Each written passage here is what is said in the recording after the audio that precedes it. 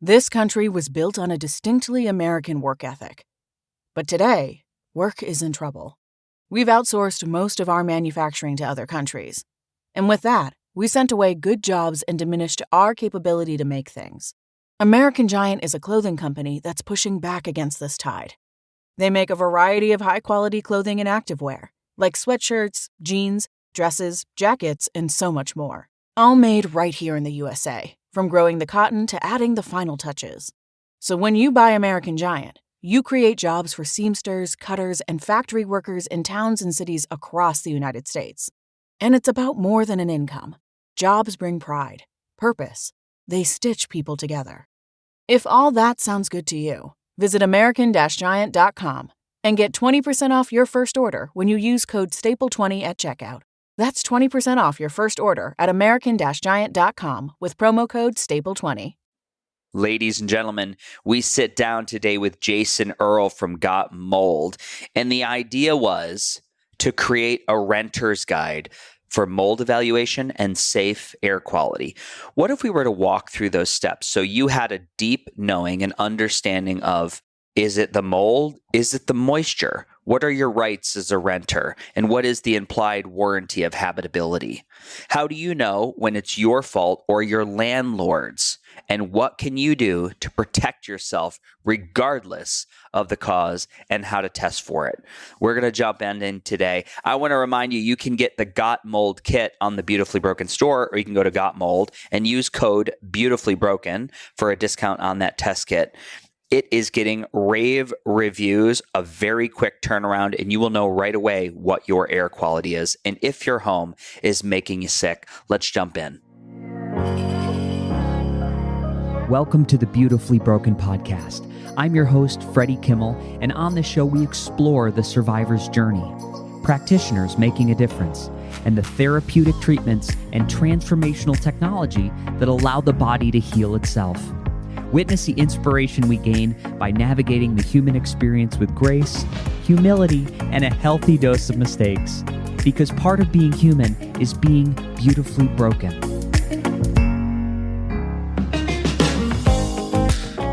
Ladies and gentlemen, welcome to the Beautifully Broken podcast. We're here with my good friend, Jason Earle. Jason, welcome to the show again. So good to be here. Yeah, it's an honor to have you here. We could talk for hours and hours, but I had actually a deep longing, a deep knowing that within the collective consciousness right now, with all that's going on in the world, it's so important to understand air quality. And as we become these digital nomads and we start to travel around the country and explore different areas, and we're looking, what is the value of home ownership versus renting? My mind always goes back to, well, I've created this really safe environment in my home. I know my air quality. What happens when I travel? What happens when I'm a renter? What happens when it's a property that I don't know the history of? So I had this idea pop into my head. It's like the renter's guide to mold management and avoidance. And of course, you're my person. You're my person to answer these questions. Perfect. No, I love it. And by the way, we're here to talk about renter, the renter's playbook, if you will. The renter's playbook. Yeah. I just got back from 2 weeks in Asia to move production of our air sampling pump over from China to Thailand. And while I was over there, I dealt with a lot of moldy hotels.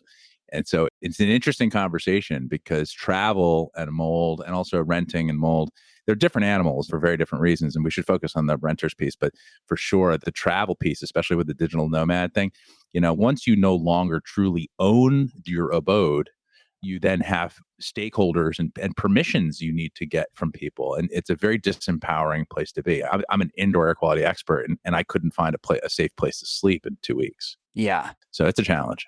Yeah. Safety. What a great word to unpack. I have a billion ideas for different episodes. No doubt. To your course correction, we will stick with renters. I think that's a great adjustment. Thank you for keeping me on task. So just, Jason, jumping in, Mold 101, it's all about moisture. Maybe we can just start there as far as a renter's application. Yeah, I think that's probably the best place to start, because I think when it comes to understanding what your rights as a renter, the fundamental confusion or the fundamental problem with that conversation, especially if you're going to go out and start exercising those rights, is to be able to speak to them in a way that doesn't undermine your efforts, right? And so the first thing for people to understand is that mold is not the problem.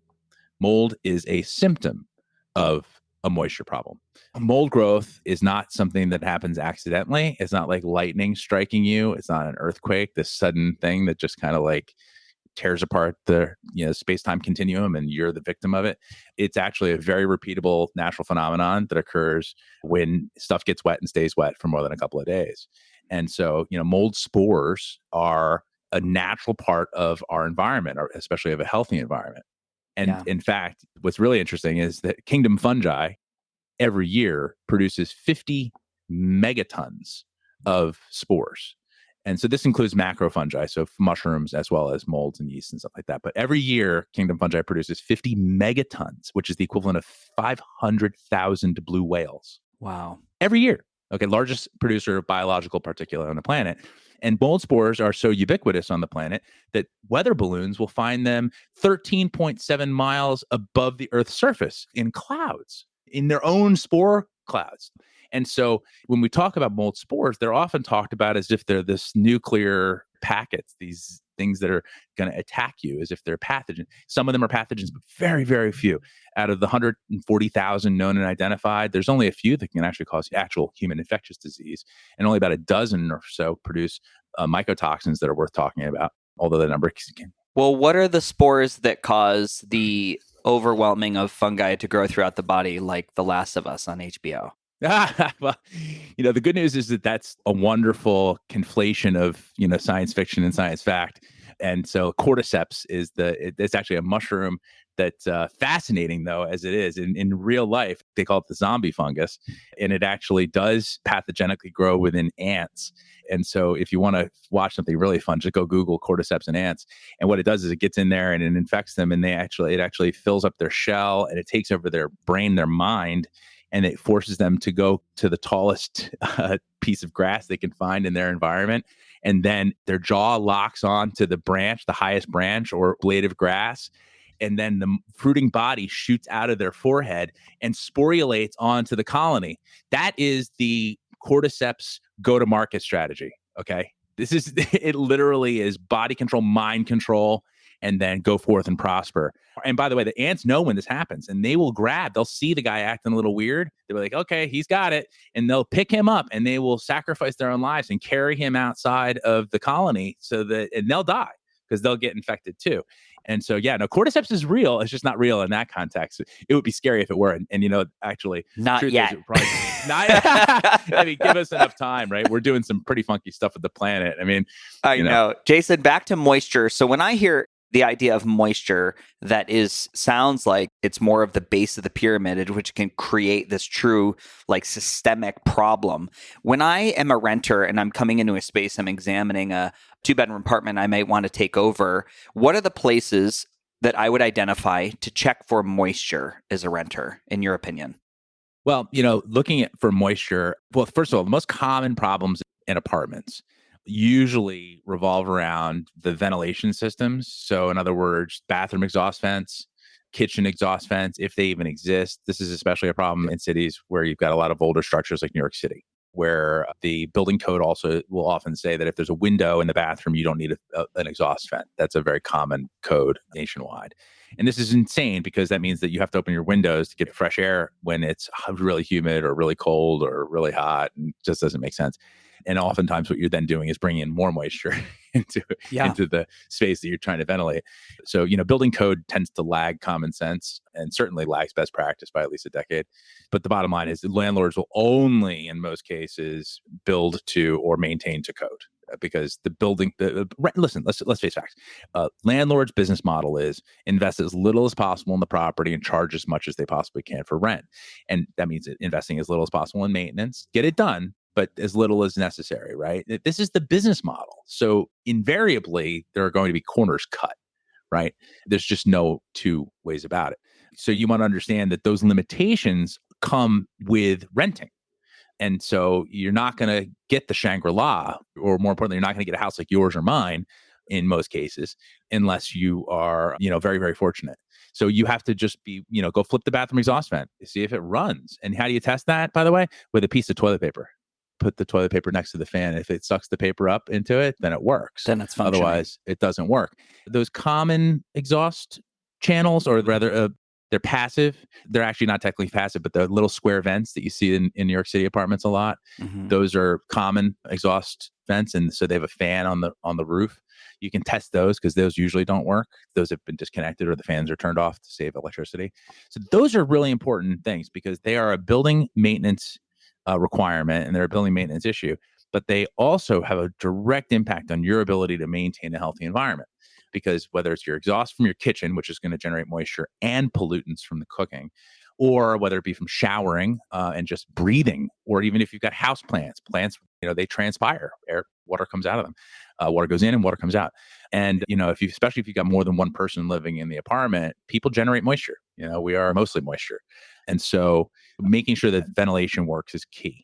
Number two, you want to look for any visible signs of moisture, right? And so you're going to look at windowsills to see if you've got condensation. If you've got black mold growth around the perimeter of the windows, that may indicate that the building has a humidity issue and it's manifesting as mold and mildew on the windowsills. And you want to look around baseboard trim also, if it's peeling away. And I'm not talking about a little tiny gap where the paint, I'm talking about when you really see that the building materials have shifted, which is usually a sign that there's a moisture problem, which causes expansion and contraction. And when the two different materials get wet, they will expand and contract at different rates. And that's where you'll get the trim will shift and you'll see gaps and you'll see wavy, gravy stuff. Also flooring that's cupped, buckled, warped, things like that. You want to, if the flooring is not, sometimes it's designed to be that way. It's been scraped and it's got character. That's not what I'm talking about. A water damaged floor has its own signature kind of, dead giveaway.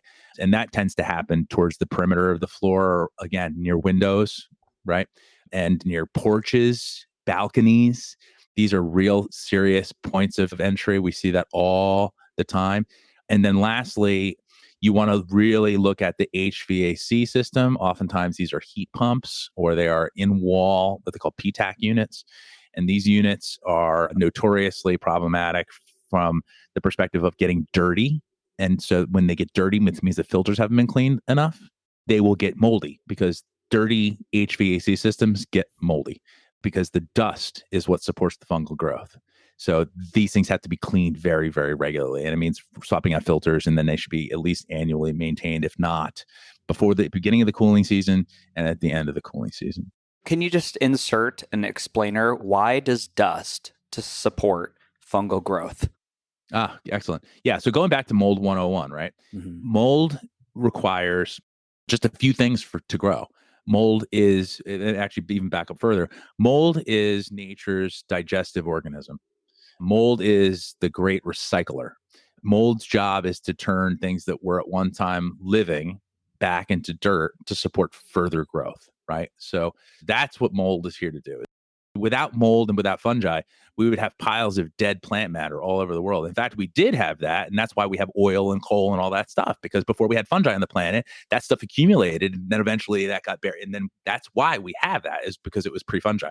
And so now, it's doing its job if it's doing that to leaves and twigs and sticks in your yard, but not so much when it's doing that to the wallboard or carpet padding in your living room. And so that's where we end up with a problem. So when we're talking about why mold grows on dust, well, dust is essentially broken down material from our living spaces, right? It's oftentimes skin cells, human and pets, as well as pests. And of course, stuff that comes in from also building shedding. So paint particles. When you have to repaint, why do you have to repaint? Well, where did that paint go? When you have to refinish your floor, where did that finish go? Well, it went into the dust in your house, which is a good reason for you to use HEPA filters and HEPA filtered air cleaners anyway, because that's chemicals. That's not just mold. That's really concentrated chemical and concentrated VOCs. This is really nasty stuff. This is the stuff that cancer's made of, So we want to mechanically remove those things from our house. But the dust that accumulates in our HVAC systems and in our filters is like pre-digested already pre-chewed for mold, It's very easy. And mold spores are already in there because mold spores, like we said, are so ubiquitous.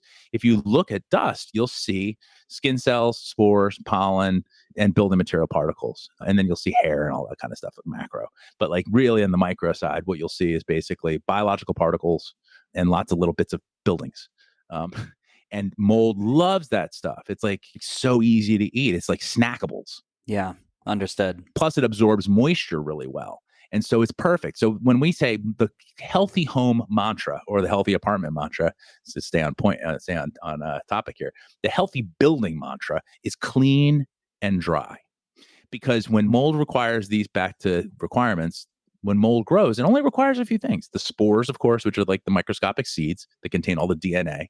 And then it requires oxygen. These are aerobic microbes, so they do require oxygen. A comfortable temperature, and which is interesting because they basically like the temperature that we do.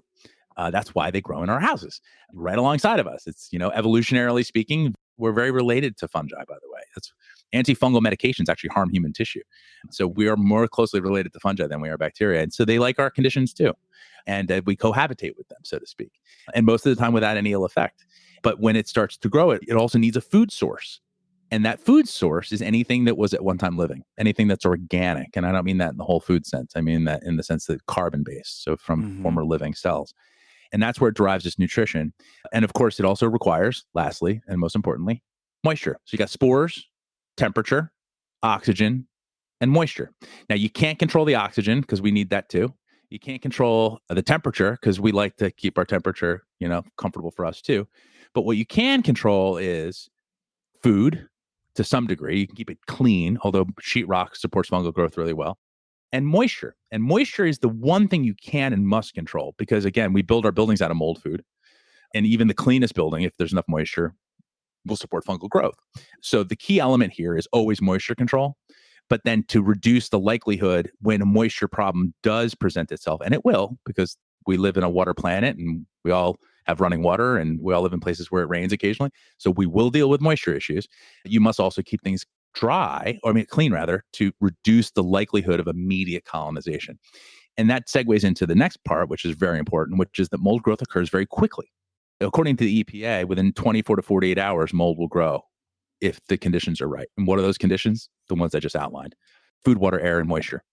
And so you got 2 days, according to EPA. According to the IICRC S520, which is the mold remediation standard, you have 72 hours. Actually, the S500 water damage standard says you have 72 hours. Otherwise, you have to go to the mold remediation standard. So 72 hours is the standard. 48 hours is the EPA. So 2 to 3 days is all it takes for mold to begin to grow in the event that you have a moisture problem that isn't dealt with proactively. So this requires vigilance. Yeah. Yeah. What about, are you a person who, do you believe in operating a dehumidifier in your home or a basement area or such to control the ambient moisture in the air, or keeping that at a certain percentage? Yes. So it depends on the environment. So like in an apartment, I would say no, because they generate a lot of heat. They're also very expensive in terms of electricity usage. In apartments, your best bet is to use your air conditioner as the dehumidifier that it is.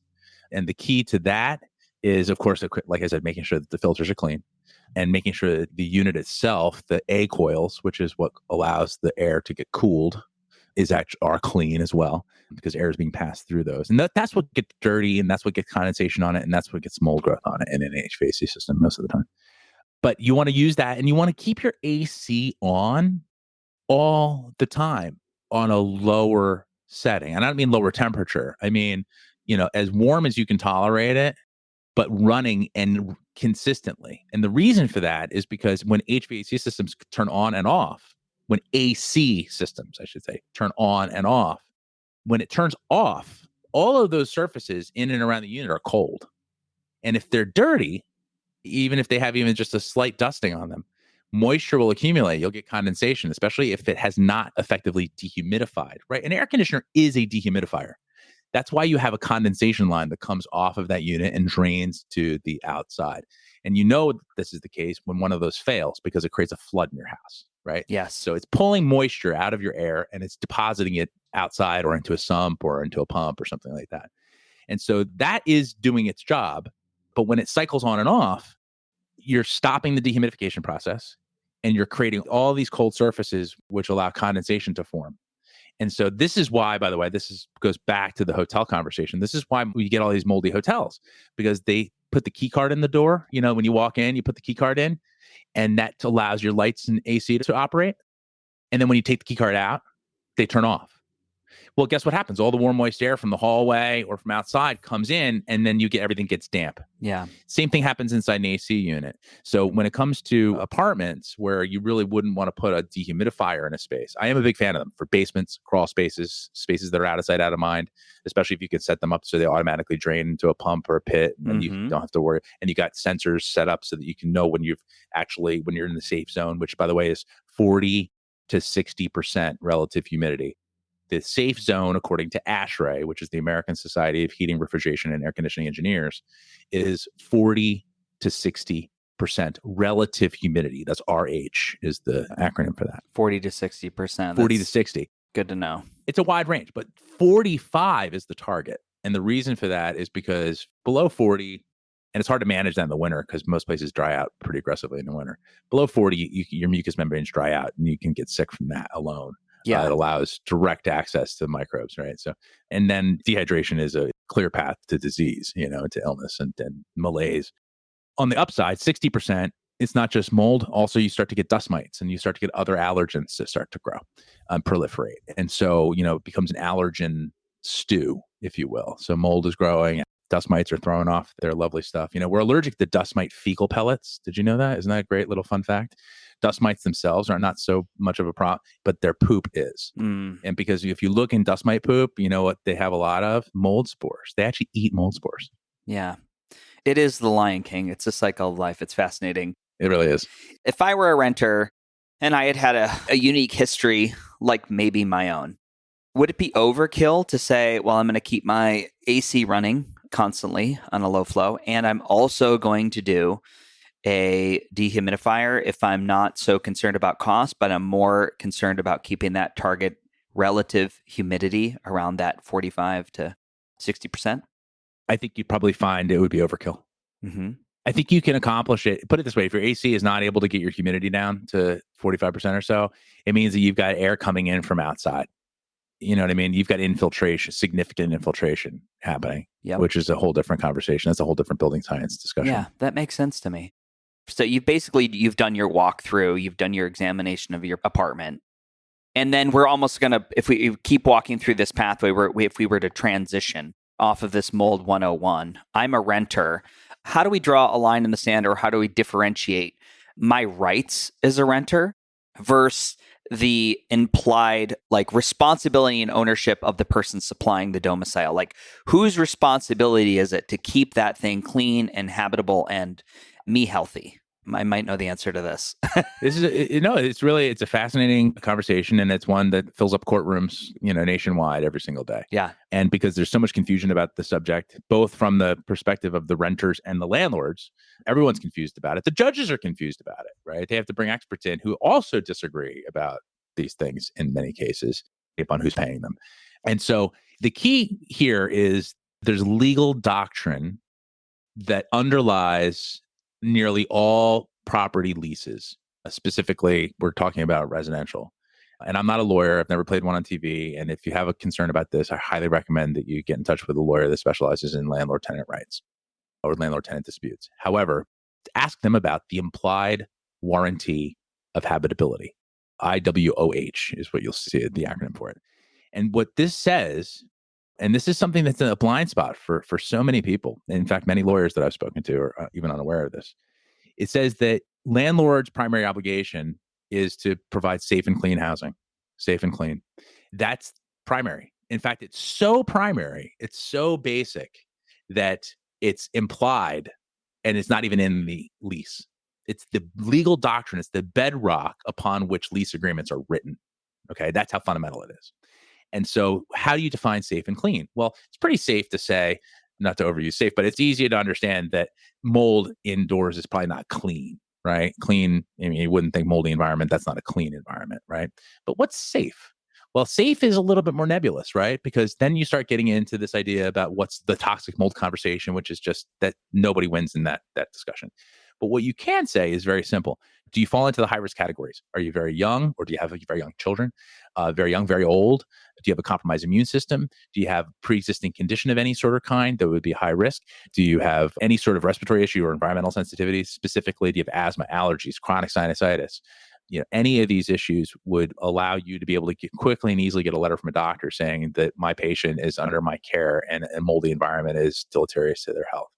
And so that then makes it's not safe. This is no longer safe. Prima facie, on its face, it's not a safe place for me, right? And so when you have a situation where you've got a moldy environment, the implied warranty of habitability protects you from a landlord who doesn't respect the fact that that's their primary responsibility is to provide a safe. And so that, by the way, in California, it's very clear. If you have a broken window, if you have any sort of entry for wind or rain, a building's primary purpose is to shed wind and water. That's it, right? If you really think about it, that's what a building's the two primary purposes, to shed wind and water. And if it fails to do that in any way, then the building has failed. And so basically a landlord's responsibility is to make sure the building continues to shed wind and water in a way that does not allow for fungal growth or to create an unsafe or unclean environment indoors. So now we got that. Now the question is, when there's a mold problem, whose fault is it?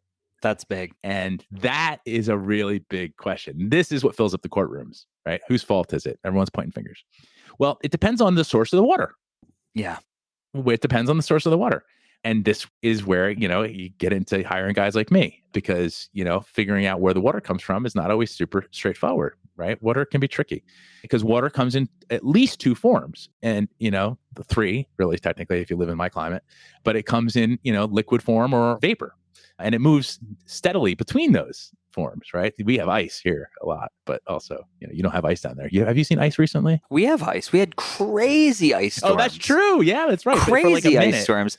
And we had such a bad ice storm. It's funny. I just had an incident because I'll reference this. I have to say, if anybody wants to get the background on Jason, your story, your body of work, your qualifications to speak about mold, fungus, not so much fungus apocalypse, but more just fungus in general, then you can go back to episode 142 with Jason Earle. And it's an excellent episode. But we do reference that I was in a large court case that I won, one of the rare ones that I actually won all my money back from my remediation.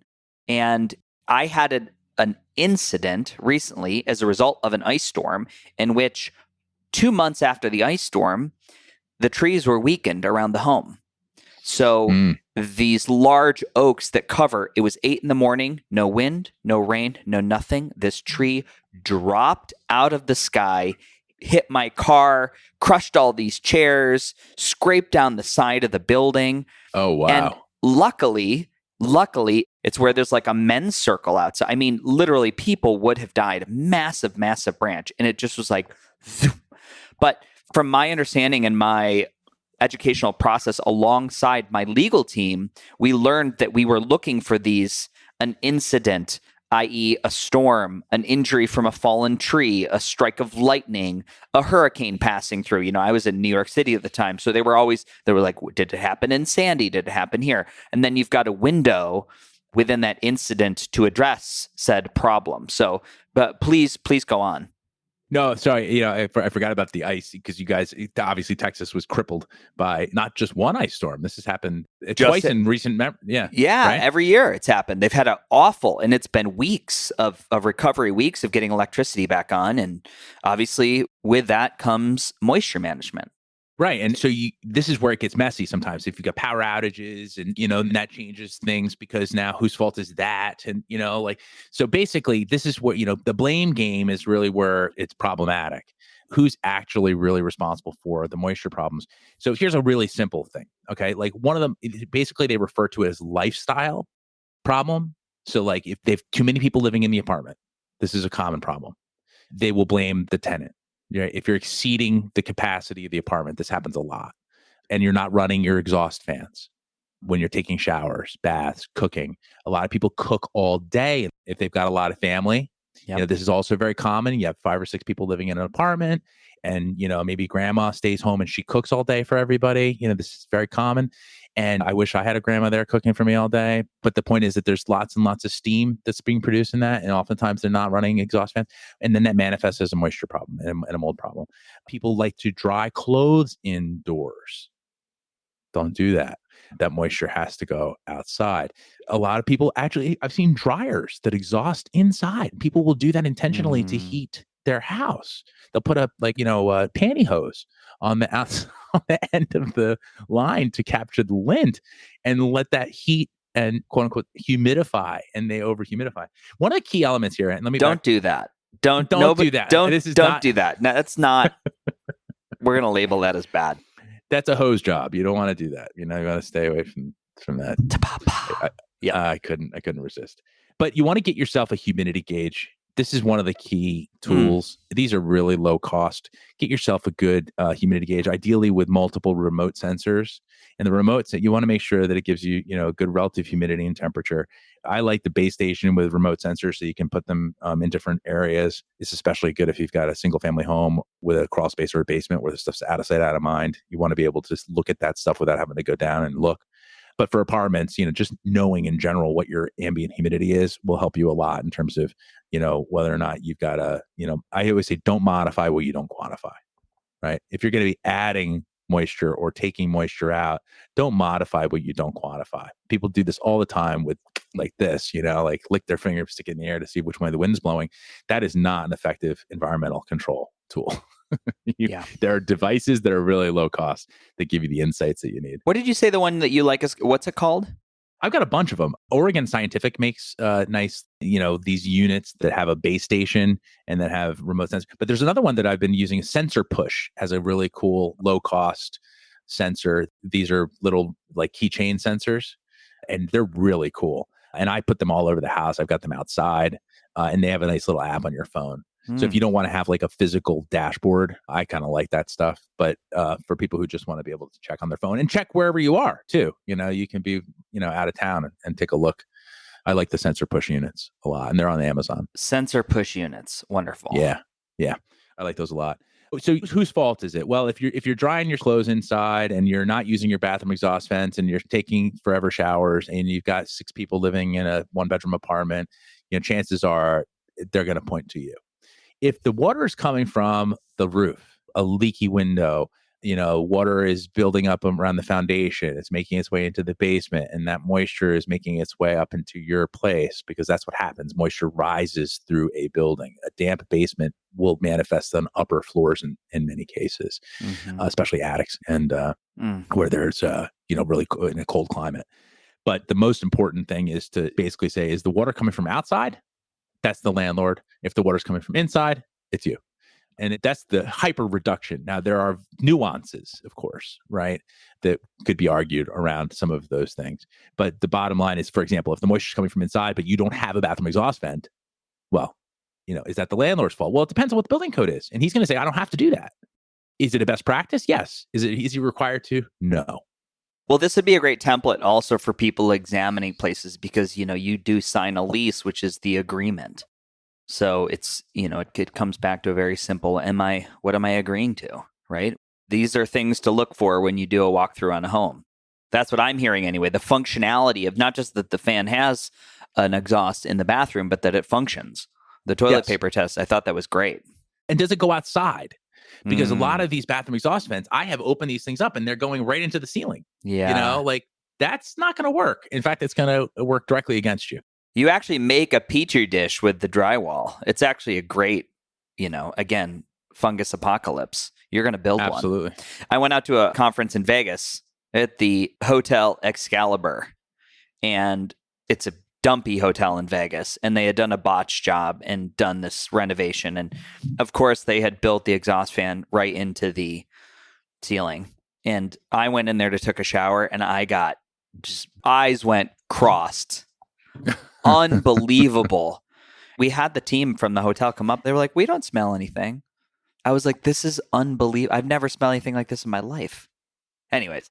No, I had the same thing. I was in China 2 weeks ago, and I was at a Grand Hyatt, an American brand. And I walked into my room and I was like, whew, nope, can't do that. I get night terrors. I have Mm. a really bad sleep disturbance. I've done this too many times. I know how this ends. Interesting. Sidebar, you and I both need to do, if you're up for it, this is my mid-podcast invitation. I keep hearing great subjective experience from people doing these extended dry fasts. I'm a faster. I know you're a faster, but I've had several friends at this point go do these 10-day extended dry fasts in the Mediterranean, in Russia, not Russia right now, but getting amazing results, deep cellular clean out, and long-term reduction of symptoms from a previous mold exposure. I'm intrigued, man. I don't know Me too. if it interests you, or I would go with you. Yeah, I would go with you too. And I do think that would be welcome because I'm still dealing with, all of my allergic and, hypersensitivities that I developed as a child. Most of them have gone away. But the other day I was outside and I'm allergic to some grasses, like there are some Yeah. things that are relics from my history that still present joint pain, things like that. Yeah. And my sensitivity to the musty smell, which I think, by the way, is an evolutionary advantage. I honestly think mold sensitivity, in fact, I think sensitivities in general are a sixth sense. I think it's a superpower that people relegate to a weak. They think it's a weakness because society marginalizes people with sensitivities. But the truth is that it's bad for everybody. The stuff that we're sensitive to is bad for everybody. It's just that we get the signal first. We're the canaries. And that means we can leave the mine and the others can die at their own discretion. But for me, I look at this as a strength, not as a weakness, although I would prefer not to have certain pain associated, Yeah, this is a belief system we share. What joint, when you say you get joint pain, what joints? Mostly my left kinetic chain, wrist all the way up, all the way down my shoulder, back, all the way down, joint, my whole left kinetic chain, all the way down to the bottom of my feet. But it's almost all my left side and wrist, elbow, shoulder, ribs. But mostly it's wrist and elbow. Okay. I'm not going to say I'm excited for you, but I'm excited to do this experiment at some point. I would love that. I welcome the opportunity to do that. And I think it'll be a lot of fun to do it together. Amazing. So we established life. We walked through lifestyle, the idea that lifestyle can generate excessive moisture within the home. And then we obviously have these outside factors that could be more or less the landlord's responsibility. Regardless of what the moisture is, what can we do to protect ourselves? Well, so going back to lifestyle for a half a second, because that's where a lot of the responsibility on how you protect yourself lies. A big part of my message here is, what I want to do is empower people with the tools and knowledge they need to make better decisions about the air they breathe, which means to let them know, what actions are yours to take and what actions are someone else's to take and how to know. It's like the serenity prayer, right? I feel like the serenity prayer helps people get sober. It also helps people stay healthy indoors. God, grant me the serenity to accept the things I cannot change, the courage to change the things I can, and the wisdom to know the difference. And that is renting an apartment. Grant me the serenity to accept the things I cannot change, the courage to change the things I can, and the wisdom to know the difference. So how do you know the difference, right?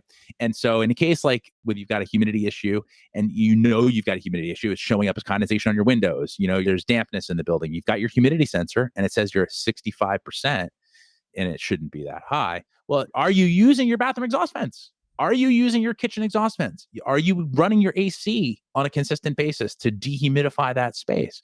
And if you're not doing those things, then shame on you, right? That's really where your responsibility lies. The other thing is that when you see moisture coming from outside, whether it be a leak or a flood or any sort of incursion, your other responsibility is to notify the landlord. And this is really important. Okay. This is kind of where the rubber meets the road and this is where most tenants fail. And this is why most of their cases also fail too. You have to let your landlord know in writing. I tell people to get a journal and it's just for communications with your landlord. Handwritten is best.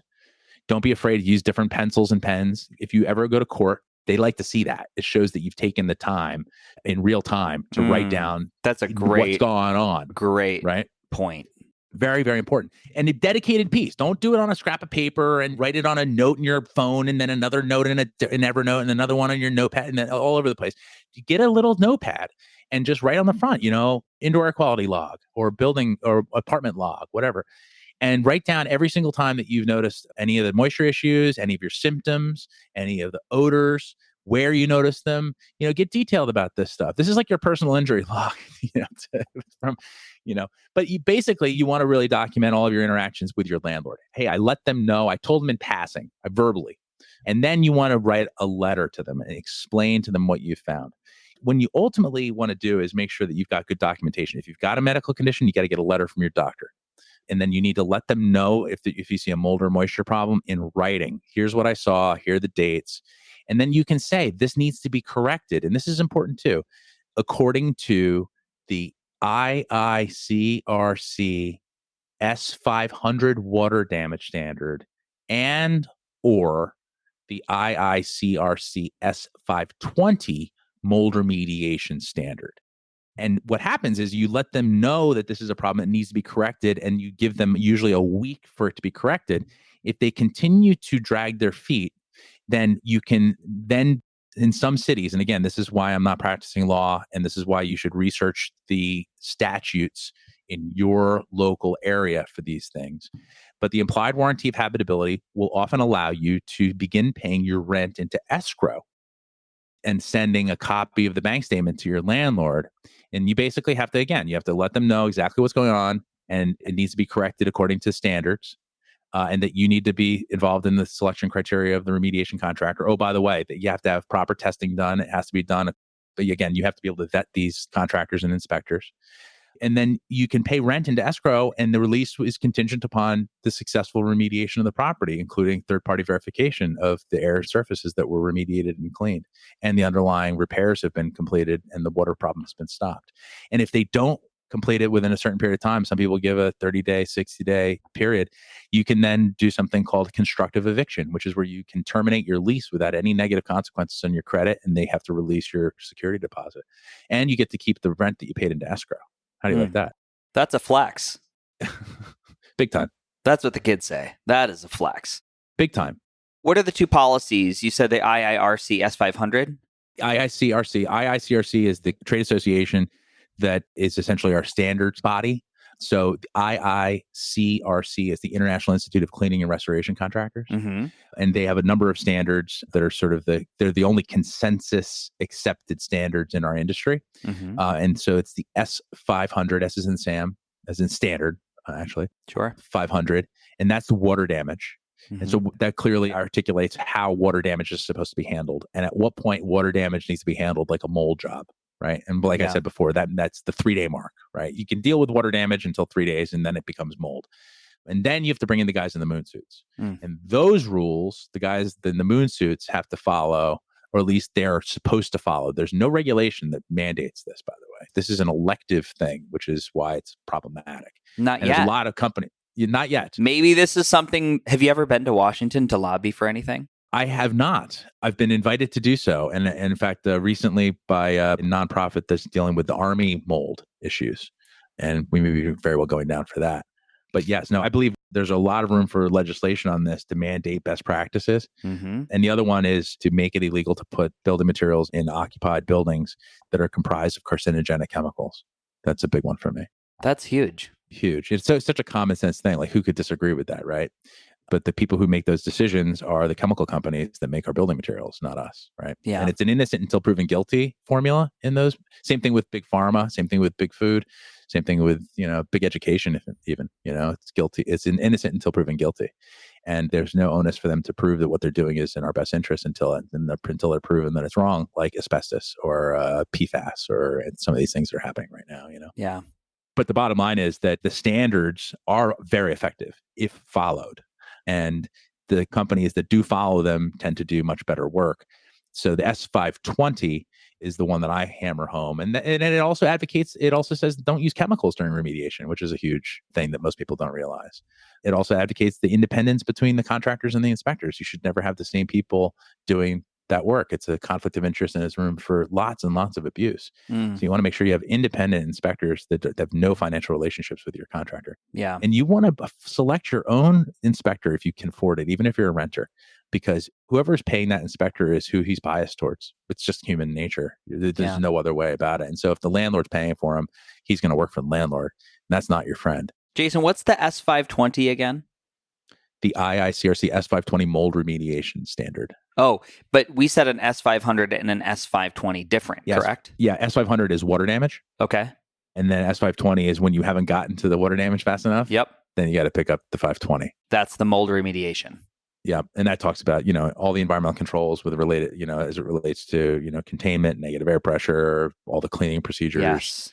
all that kind of stuff. What materials can be cleaned, what materials have to be disposed of. Did that. That kind of stuff. I got great pictures of that. I'll never forget it. It was so heartbreaking walking in and your floors are ripped up and the walls are stripped and there's these big scrubbers and everybody's in there. And, we did the disposable suits and the things and it was wild, man. It's trippy. It also makes you realize how these buildings are built. It's kind of, you suddenly realize that we build buildings out of paper mache, these flimsy buildings that That's are basically, thing. Yeah. My mentor says that we build self-composting buildings, just add water. Yeah. It's happening in Austin. It's unbelievable how fast the buildings go up. And I watch these buildings go up with plywood, you see and then they sit for a month and then they put a moisture barrier up. And then they sit for another 2 months. And then while it's getting rained on. I mean, dude, I'm just this doesn't make sense to me. But you just watch it happening again and again and again. And yeah, it's unfortunately the way information moves and the way action is driven. It's usually not until somebody is deeply affected on a level. And if it's not you, it's hard because unless you felt it in your body, unless you experience these symptoms from going through a really bad mold exposure, you'd never know. I just had Chris Irwin, who you guys should talk. He's a retired Navy SEAL commander, and he had rented after going through really bad PTSD, he had rented a power washer, and he had a moldy garage, and he had went in the garage and power washed it and just nebulized everything. And then the next day he was in start the movie in the emergency room and thinking they had a brain tumor and can't see anything on a scan, but the inflammation, he was just on the floor in a ball just crying. So yeah. Did he end up with hypersensitivity pneumonitis? Because that's usually, you get a big lung full and that'll change your world. Yeah, I don't know if he's he's 80% back. It was an amazing conversation. And again, there's other, we talked about the idea that the human we're like a Jenga piece. And so there were other things happening in his life and his terrain that came before that incident, but there was a clear line in the sand. This happened, then life felt like this. So, and it's not always like that. A lot of times it's a slower, you fade into it. Yeah. And then you're like, how did that happen? But when you have that bifurcation, you're like, boom, I know when this happened. Yeah. In a way, that's a gift because it makes it easier for you to, pin the tail on the donkey and then go about fixing the consequences of it, Well, Jason, that's it's a good walkthrough of how to protect yourself. I think that's quite clear. Well, I might actually interject a couple of things there, though. You're allowed. Because, thank you. So the first thing you want to do is you want to document, okay? And by the way, I have an article I wrote about this on our website. Yeah. In our learning we'll center. tag it in the show notes. I'll make sure to send you a link to it. And it expands upon this in some detail. So I won't have to waste a lot of breath or take any more time because we're a little over our intended window here. We intended for 30 minutes. We're at 52. But this is Freddie. This reality is I don't think we've ever been able to have a brief conversation because there's just so much to talk about. It's like every single time we get, whether it's in person or otherwise, it's, it's like, okay, we got to go. But it's always such a pleasure and I get as much out of this as I hope our listeners do. This is the gold. Yeah, this is the gold. I love it. Please interject. So the other thing you want to do to protect yourself is, you have an obligation to mitigate damages. You have an obligation to protect yourself and when I say damages, I'm into the building is one thing, but also to your physical health. And so you want to make sure that you're doing, again, protect yourself using the ventilation and cleaning up moisture problems as they, if you see a leak, if the tub is overflowed, clean it up quickly. You don't leave damp towels, all over the place. Just common sense stuff. By the way, also no wet heads on the bed. This is just a side note. Dust mites grow like crazy. Wet heads in bed, no wet heads in bed, no wet towels on beds. This is what grows those things. So if you've got sensitivities around allergies and allergens, don't do stuff like that. Dampness is in general something that you really want to, control and minimize. But when it comes to protecting yourself on an ongoing basis, especially as a renter, getting yourself some really good air purifiers is key. Because A, they work really well in small spaces, and B, you can take them with you when you leave. You do not depend on filters that are in HVAC systems because they are actually not for your air. They're for the equipment to keep the equipment clean. What you want are really good HEPA filters, ideally that have a lot of carbon in them. And so HEPA filters are a dime a dozen these days. Ones that have a lot of carbon in them tend to be more expensive, and they're a little more problematic because they cost more money to maintain. You have to swap out those carbon filters more often than you do the HEPA filters because they get saturated. But the HEPA filter will take out particles like spores, pollen, building material, gut dust, like I talked about earlier. And then the carbon filters will take out VOCs. And rental buildings are almost always loaded with VOCs. Why? Because they use the cheapest materials they possibly can to build. And then also to when they go to repaint, that's another pro tip. If you're going to have a landlord, this just came. If you're going to have a landlord repaint your space before you move in, which is something that's required in many cities, mandate as part of your negotiation that they use no VOC paint. Otherwise, they're painting your indoor environment with petrochemicals, and you're going to move in and breathe that, and it's going to off gas for longer than the term of your lease. And you'll be breathing that stuff, and you'll be saying, "I've got headaches, I've got fatigue, I can't get out of bed, I feel like crap. Why is everyone so low energy here? I've got emotional dysregulation." And by the way, that also is a prelude to, if you're already teetering immunologically, it's a good entryway to cancer too, right? You don't need to be breathing that shit. It's bad news.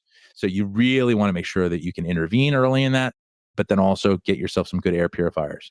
IQ Air makes a really big one. It's expensive. Jasper makes a really good one. They're also on the high end. Air Doctor makes good units with lots of carbon in them. I have an Air Doctor. Is Air Doctor going to be sufficient for the VOCs as well? It depends on the unit. Yeah, I know you had said our good friend Lev had got that massive one, the square one that I had rolled into the apartment, and I tried it over here for a while. Yeah, I'd have to see the actual unit, but basically when you look at air purifiers and you look at carbon, you want to look at how many pounds of carbon they have. Okay. This is not measurements like a quarter of an inch, an eighth of an inch. The IQ Air unit has 8 pounds. Wow. Right? So that's, right? Bye. That's a lot of surface area inside to adsorb, to capture those VOCs.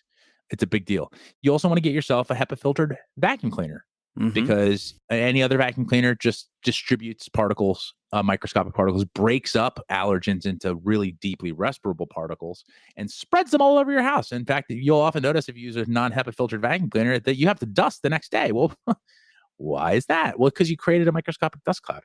And so a HEPA filtered vacuum cleaner is your friend when it comes to these things. So protecting yourself is a combination of awareness and action, right?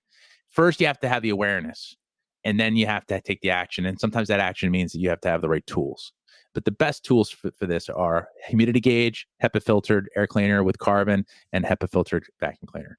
Those Wonderful. 3 things are like the triumvirate of healthy indoor air. And then if you want to take it up a notch, you could do things like putting allergen encasements on your bed and those kinds of things, which are just sort of like, general preventive measures, especially for people that are atopic or allergic.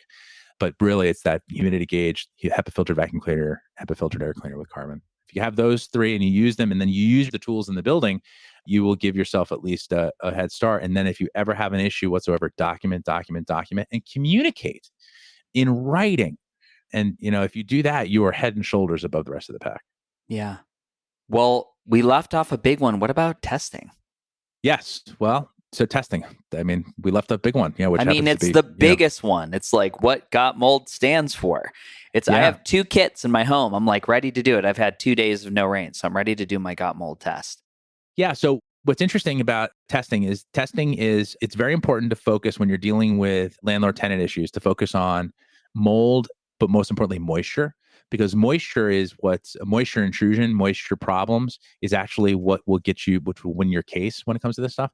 Believe it or not, mold doesn't win the case. But mold, when you document the presence of mold through a test kit or otherwise, photos or testing, and we can talk about the test kit for a hot minute. But what you're really doing there is demonstrating that you have a moisture problem. Because when you get into the mold conversation, a lot of lawyers will balk because they'll say, well, that's a personal injury. And, that you're going to have lots of experts. It's going to be very expensive. And what you want to do is steer away from the idea that mold is making me sick. You want to stay focused on the fact that the building has an unhealthy condition and it's not safe or clean. See, this is very important. You start getting over into the mold conversation, it's very convoluted. And then that's where things flap in the wind and you lose. It's safe and clean. Implied warranty of habitability, safe and clean. Well, what makes something safer? Well, absence of moisture conditions. You cannot have a moisture problem in the building. How do I know I have a moisture problem in the building? There's mold growth. There's mold growth. That's proof. Yeah. Not that the mold is making you sick. That's not the argument. The argument that the building is not safe or clean. See what I mean? Yes. Reel it back in. Reel it back in. As soon as you get back out and making this a personal thing, it's not the point. It's objective, safe and clean. Mold is the symptom. So how do you document the presence of mold? Okay, there's a few different things. First of all, there are surface tests that you can do, and people will often go to swabs. Don't do swabs. If you need to document the presence of actual mold growth on a surface, what you want to get are tape lifts. We don't sell them, but they're effective at proving the presence of mold growth on a surface, okay? And that's what you need because it'll actually pick up the fungal structures, the mycelium, the actual, so you can say that's mold growth, as opposed to swab, which just picks up spores and then they culture that. And that just shows that there's spores everywhere. Well, we know that, right? 500,000 blue whales every year, 13.7 miles above the Earth's surface. We know spores are everywhere. This is the ecosystem we live in, yes. Swabbing surfaces just proves that mold spores are ubiquitous. Great. You've just done a 6th grade science experiment, okay? What you need to do is document the presence of growth on a surface, and you do that with a photo and a surface test, that tape lift rather, okay? Now, if you want to test the air for mold, that's our specialty. And so at gotmold.com, we offer a very, very high quality, low cost, do-it-yourself air testing kit. And it uses a device called spore traps, which capture the airborne microscopic particles using an air sampling pump. And that pump pulls air through these cassettes. They're kind of like a filter. And it captures the pollen and the spores and any of the airborne microscopic dust. And then it goes into a prepaid return mailer. And that goes to our lab partner, the number one lab in the country. And they analyze it. Within 3 business days, you get a really nice color-coded, easy to interpret report. And you can speak to the ease of use on that. And so you get a green, yellow, orange, or red indicator. Plus, so you can see at a glance whether or not you've got something that's alarming. And then you also get the actual lab data, which is really useful because a professional can look at that and go, oh, I agree with that. And now that interpretation. And then thirdly, it includes a number of follow-up recommendations with things to do next, resources, how to find an inspector, how to find a remediator, some self-assessment tools, and an ebook that we produce, which helps people a lot with frequently asked questions and inspection checklists. And a lot of the stuff we talked about today is actually in that ebook called How to Find Mold, which you can also, by the way, find in a footer at gotmold.com. We'll link that in the show notes. Jason, what is your testing for? Yeah. So it tests for ambient mold spores. So again, spores are a normal part of our environment. What we want to see with our test is we want to see the types of spores that are present in your air and quantities. So it begins with an outdoor air sample. All reputable air sampling has to involve an outdoor reference sample because spore types are different in every climate. And also even within that climate, they change from day to day, minute to minute, season to season for sure. But literally minute to minute based upon outdoor conditions, whether it's raining or hot or humid or cold. So it just ebbs and flows. It's like a kaleidoscope. And so the spore kaleidoscope. And so that air will invariably infiltrate into a building. And so when we test the air in a building, we want it to look a lot like what we see outside. Otherwise, if there's different types and different quantities, in other words, like high concentrations of different organisms in the building, that's a clear indication that something's growing in the building. And it's very important to also say that mold spores are not just a regular part of our environment. They're an extremely important part of a healthy environment. So the data is very strong on this. You want lots of different microbes in your house. In fact, the higher number of microbes you have in your house, the higher diversity you have within a building, directly correlates to lower cases of asthma, allergies, autoimmune disease, and now they're saying even autism and things like that, right? And when you've got a low microbial diversity, which is usually caused by too much HEPA filters and HEPA vacuums without ever opening the windows, right? So sterilizing the environment mechanically or sterilizing the environment chemically. So too many antimicrobials, too many bleach wipes, too many hand sanitizers. That stuff has a direct correlation, and the numbers are outrageously distinct. Very high spike in asthma, allergies, autoimmune disease, and of course, they're saying now autism and other neurological and developmental issues too. And so we know this to be true in our gut. Diversity is everything. We know this to be true in our microbiome. It's also true the microbiome in our building, as above, so below. These are nesting ecologies. This is the way I like to think about it. And so we're like Matryoshka dolls, the Russian ones that stack up. The building ecology and the outdoor environment should look a lot like the indoor environment without having, with some exceptions. And then the same thing on our body. We want to have that high microbial diversity. We are microbial. We are 37 trillion cells and 35 trillion microbial cells in and around us. And so we don't need to kill these things. What we need to do is create a healthy environment for them to prosper. And as soon as you have a high concentration of any organism, that's a clear indication that there's an imbalance in the environment, whether it be in you, on you, or around you. Does that make sense? Yeah. Well, it's echoing, we just had Kiran Krishnan from Microbiome Labs. And we just talked about alpha diversity, and he went through every single health condition and how an amplified alpha diversity within the gut is less long-term chronic disease. And this is the research they do again and again and again. So it's just looking at this hyper-sterility. It's a message that comes across through different speakers such as yourself or Kiran, and it's echoed throughout the community. The people who are experiencing robust health, they're living this. They're looking at the whole picture. So I just think, summing it all up, it is our relationship with moisture, our relationship with mold, our relationship with the outside world that we can always interpersonal communication. It is how we are in relationship, which defines our emotional health. Indeed. And that's for me, if we were to look at all the things we have control over, it's creating this shared reality with whether it's the mold or the moisture or my neighbor. Indeed. And I would even say the relationship with your building. I look at the buildings that we live and work in as an extension of our immune system, like an exoskin or an exoskeleton. We wouldn't do too well without them, kind of like a hermit crab. We kind of need that shell. Yes. And the health of that shell and how well it's maintained it directly impacts our health. I mean, a sick building creates sick individuals. And when that building heals, so too do the people that live within it. And so I encourage people to really look at the buildings not as these static boxes, these inanimate things, but really as an extension of your immune system. And your relationship, I don't suggest that we have to be house whisperers, but you should be in tune with it so that you should be looking around the same way you look at your body. If you see a red spot or a mole that's turning into this really weird thing, you're going to take action on that. The same thing should be done with your building, whether you own it or rent it, doesn't matter. Because it is, whether you own it or rent it, still your shell. And it still is the protective mechanism around you that should be a source of safety and rest and rejuvenation, not a source of illness or discomfort. Yeah. It's amazing advice, Jason. I honor your time here. I honor your information that you bring to the table and what you're doing in the world. It's really clear. And we will put all the links that you mentioned so people can do a deep dive on the article if they want things written out in black and white. But what I'm hearing from this podcast is you owe it to yourself to understand the relationship with your home and whether it's making you healthy or supporting robust health or it's making you ill. And this seems very clear to me. So I'm really excited for people to take action on this one. We'll really push this podcast hard. I think it's so important and it's relatively simple. It is. It's not overly complicated. If you get rid of the misinformation and the myths and you're willing to sort of what we think you already know prevents you from learning. Right. And so people come to the subject matter with all sorts of preconceived notions that they heard from their uncle, their mom, their grandmother, what they found online, or they heard from the local remediation contractor who came in for a free inspection to give them, to bid on the project. That you take all that stuff and then you go greet this new information that we're providing here, for example, and you go, but that's not what I heard before. Take all that stuff, put it in a box and burn it. Because what you're dealing with there is a lot of conflicts of interest, a lot of misinformation. I'm at 30,000 feet on this stuff because I get to see all these buildings and see all these lab reports. I know what works and I don't sell solutions. So I get to be in this really cool place where I can just go, hey, this is what I know that works. Yeah. It has nothing to do with what I'm selling because all I sell is a tool that lets you quantify the stuff. Yeah.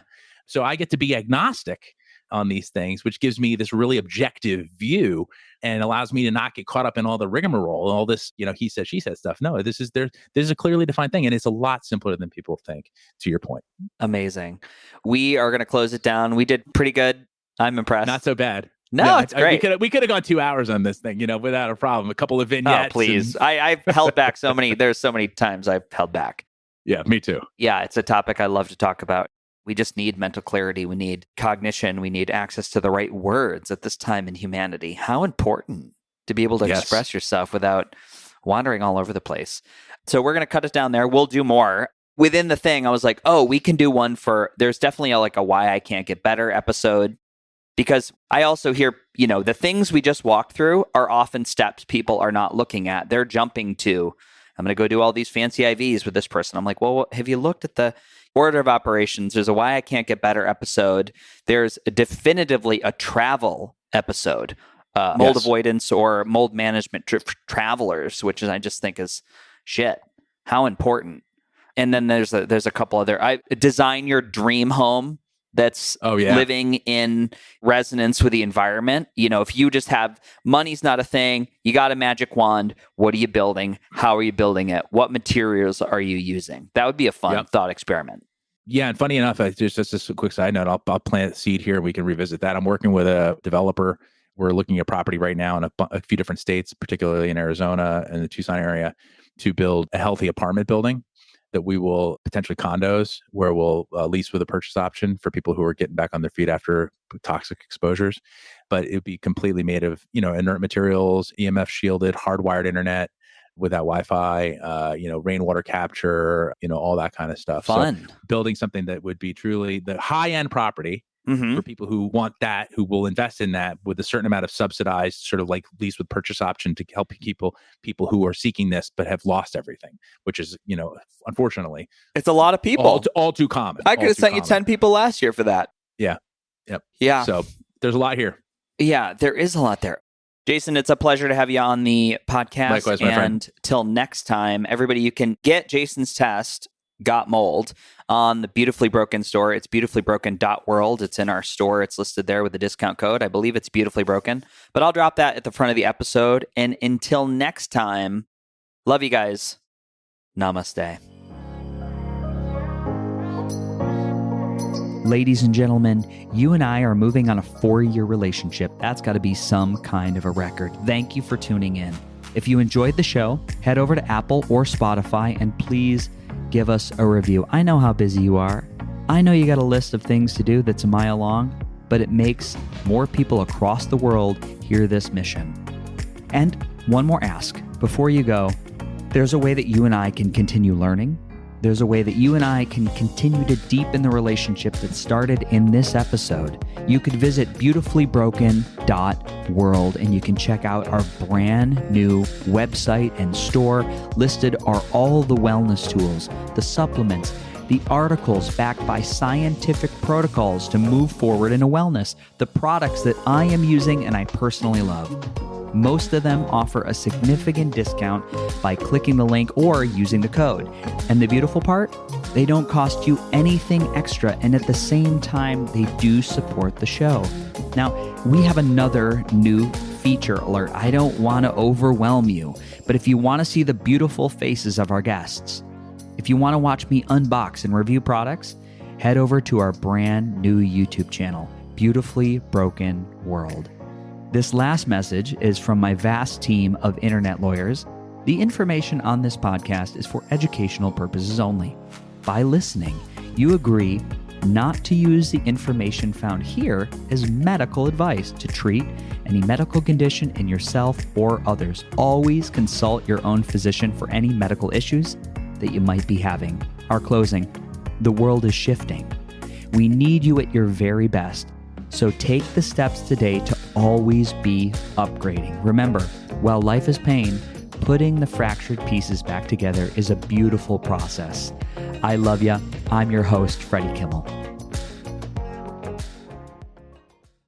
This country was built on a distinctly American work ethic, but today, work is in trouble. We've outsourced most of our manufacturing to other countries, and with that, we sent away good jobs and diminished our capability to make things. American Giant is a clothing company that's pushing back against this tide. They make a variety of high-quality clothing and activewear, like sweatshirts, jeans, dresses, jackets, and so much more. All made right here in the USA, from growing the cotton and adding the final touches. So when you buy American Giant, you create jobs for seamsters, cutters, and factory workers in towns and cities across the United States. And it's about more than an income. Jobs bring pride, purpose. They stitch people together. If all that sounds good to you, visit American-Giant.com and get 20% off your first order when you use code STAPLE20 at checkout. That's 20% off your first order at American-Giant.com with promo code STAPLE20.